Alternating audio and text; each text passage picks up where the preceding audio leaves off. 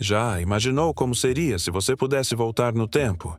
Não para a era dos dinossauros, esses morreram há 66 milhões de anos, mas para um passado bem mais próximo.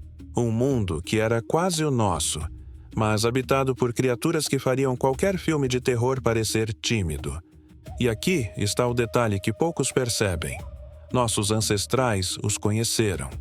Olharam nos olhos dessas bestas, caçaram algumas, fugiram de outras, e talvez até tenham ajudado a acabar com elas. Hoje, vamos viajar por esse mundo perdido. Conhecer 10 criaturas que andaram, rugiam, voavam e tremiam o chão ao lado dos primeiros seres humanos. Prepare-se, porque alguns desses animais vão te fazer questionar quem, de fato, era o topo da cadeia alimentar. Todas as interações entre seres humanos e animais neste vídeo são meramente para comparar o tamanho entre as espécies. O canal Arqueologia da História é totalmente contra os maus tratos a animais. Começamos com ele, o terror de carne e osso que virou símbolo de uma era inteira, o Smilodon, o famoso tigre dentes de sabre.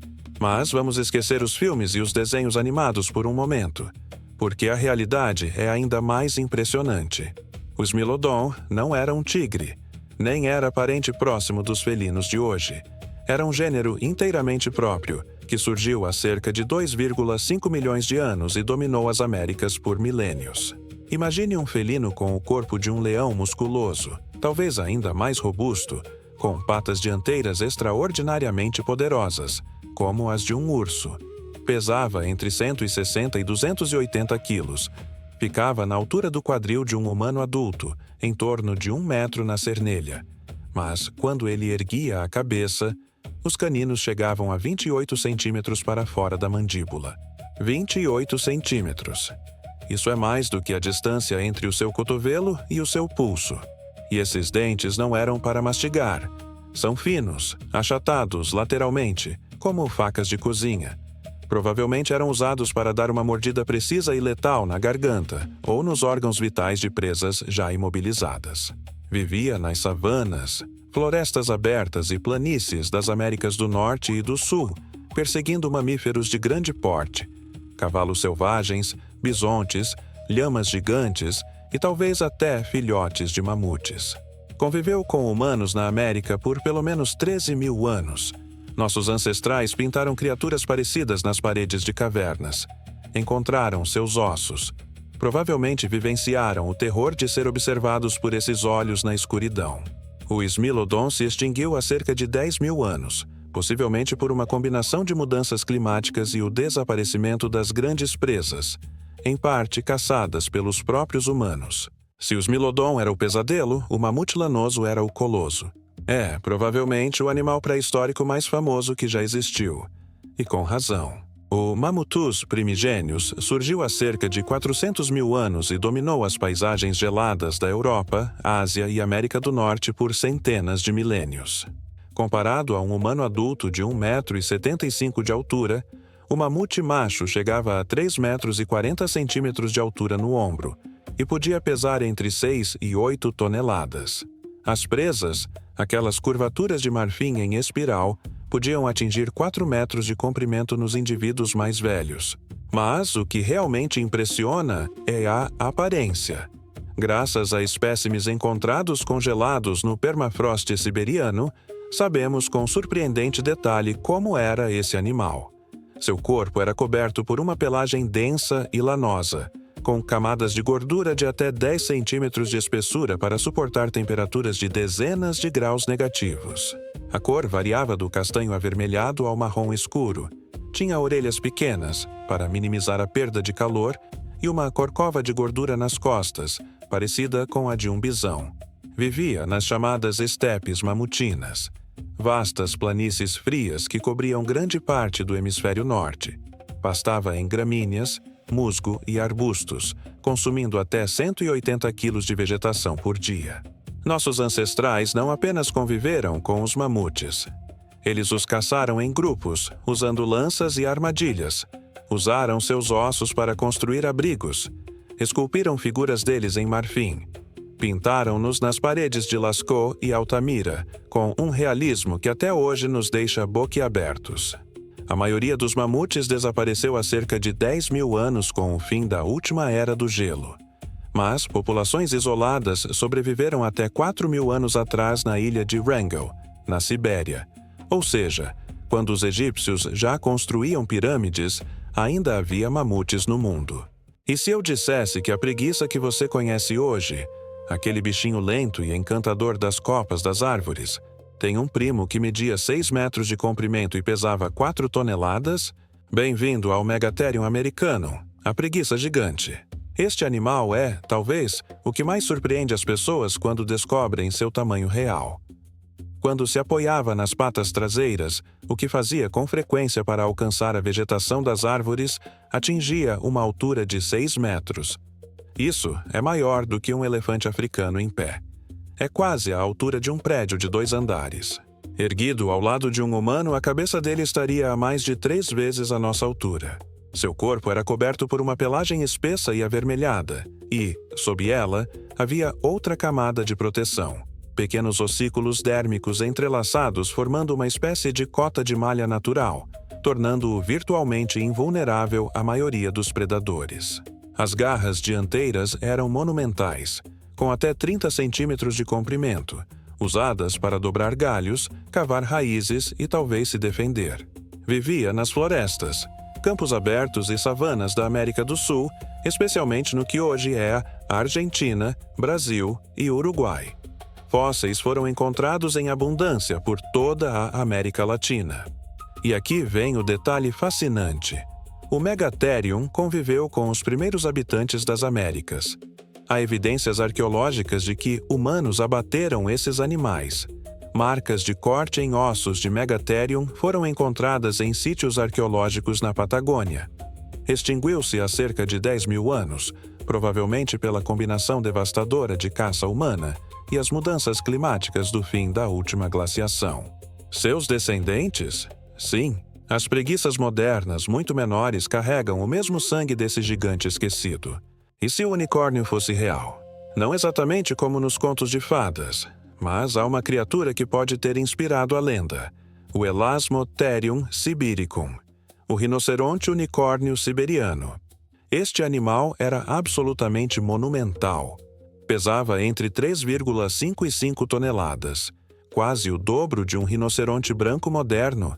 Tinha cerca de 2 metros de altura no ombro e mais de 4 metros e 50 centímetros de comprimento.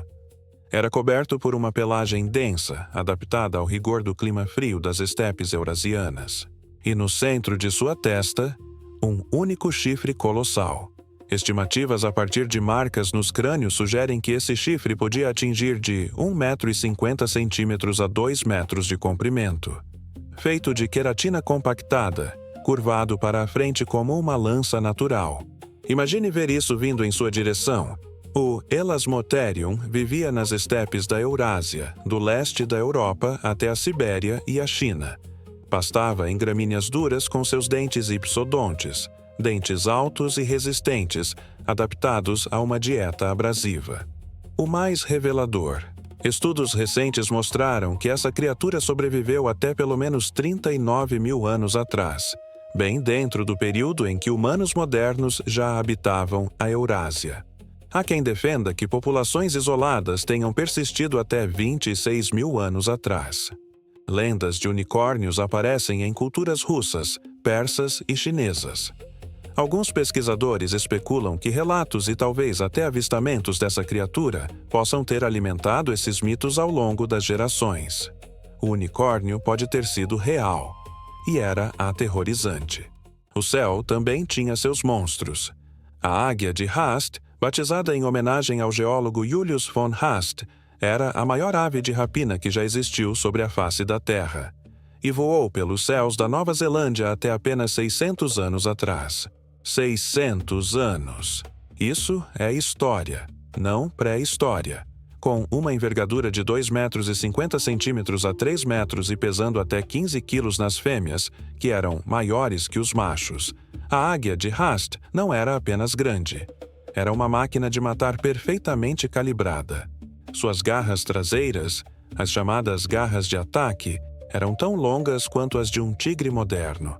Seus talões podiam exercer uma pressão estimada em 500 quilos por polegada quadrada. Para contexto, isso é mais do que um leão consegue com a mordida. E sua presa favorita? A moa, uma ave gigante sem predadores naturais que analisaremos em breve. Mas os maoris, os primeiros habitantes da Nova Zelândia, também relatavam ataques a humanos. E os ossos confirmam. Foram encontrados crânios humanos com marcas de garras compatíveis com as da águia de Haast. Ela caçava em mergulho, como um falcão peregrino, mas do tamanho de um condor, atingindo velocidades que lhe permitiam usar seu peso e impulso como arma para imobilizar presas muito maiores que ela. Extinguiu-se junto com sua presa principal após a chegada dos maoris à Nova Zelândia, que desmataram habitats e caçaram a moa até a extinção. Sem comida, a águia não sobreviveu. A Austrália sempre foi um continente de surpresas evolutivas, e o Diprotodon optatum é talvez a maior surpresa de todas.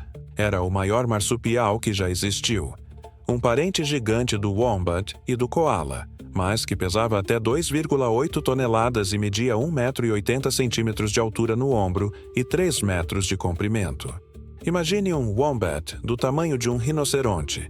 Seu rosto era largo e achatado, com narinas grandes voltadas para a frente, sugerindo um sentido olfativo aguçado. Tinha pernas robustas e pés com dedos voltados para dentro, o que lhe dava uma marcha peculiar. Provavelmente tinha uma bolsa marsupial, como os cangurus e koalas de hoje. Vivia nas planícies, florestas abertas e áreas costeiras da Austrália, pastando em vegetação densa. Viveu por pelo menos 1,6 milhão de anos.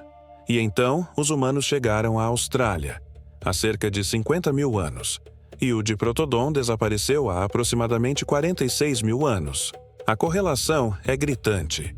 Estudos de megafauna australiana mostram que quase todos os grandes animais do continente desapareceram em poucos milhares de anos após a chegada humana, muito antes de qualquer mudança climática significativa. O Diprotodon provavelmente nunca havia visto um predador bípede antes. Não tinha medo do homem, e isso o tornou vulnerável de um jeito que nenhuma adaptação evolutiva poderia ter previsto.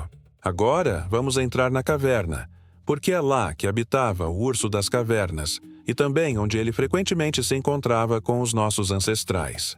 O Ursus spelaeus era um urso gigante que viveu na Europa e Ásia Ocidental entre 300 mil e 24 mil anos atrás.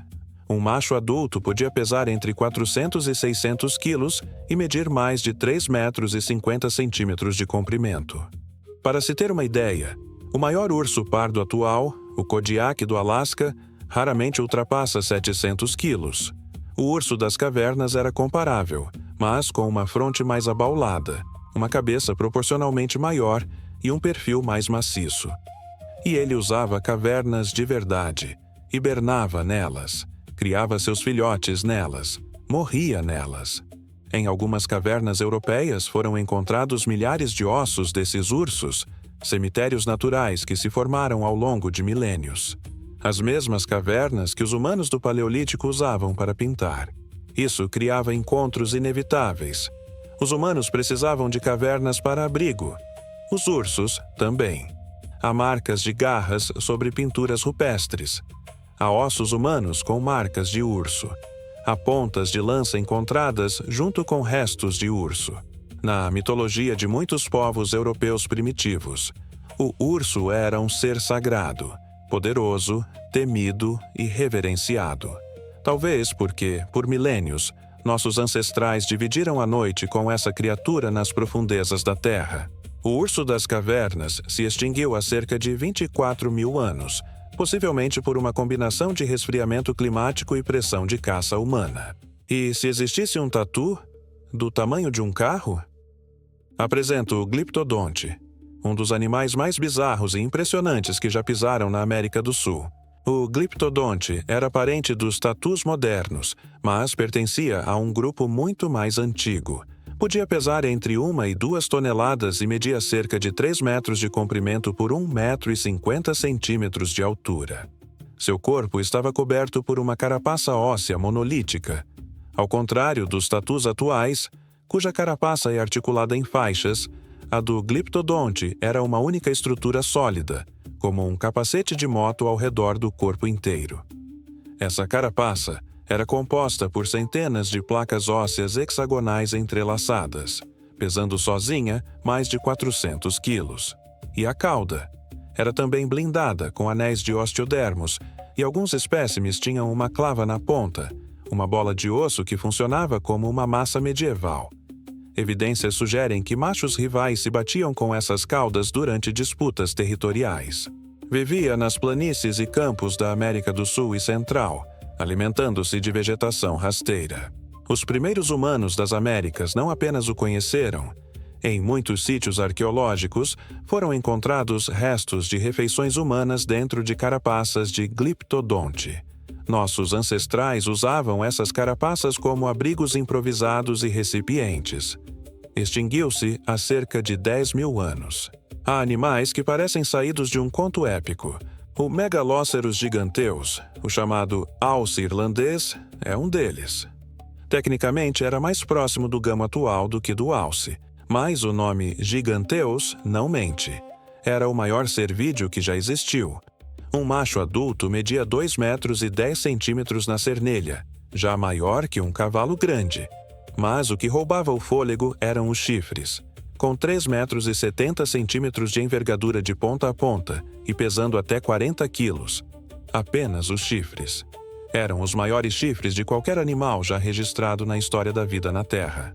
Vivia nas planícies e estepes abertas da Europa e Ásia, do Atlântico até a Sibéria e a China. Os chifres tão largos tornavam florestas densas impossíveis de navegar. Por isso, precisava de espaços abertos. E ele está nas paredes das cavernas.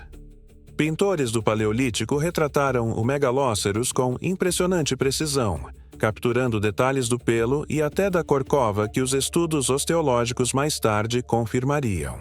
Extinguiu-se há cerca de 7.700 anos, provavelmente à medida que as florestas avançavam sobre as estepes abertas que precisava para sobreviver. E, claro, com a ajuda da caça humana. E chegamos ao 10º animal, e talvez ao mais perturbador, porque a história da moa não é de um mundo distante e perdido, é de ontem, e é de uma tragédia que nós, como humanidade, devemos encarar de frente. A moa era uma família de aves gigantes e sem asas que vivia exclusivamente na Nova Zelândia. Havia várias espécies, a maior delas, a de Nornis robustus, média até 3 metros e 60 centímetros de altura e pesava até 250 quilos. Era a ave mais alta já registrada na história do planeta. Sem asas funcionais, apenas vestigiais, totalmente escondidas sob as penas. Sem predadores terrestres naturais antes da chegada humana. A única ameaça que conhecia vinha do ar, a águia de Haast, que já conhecemos.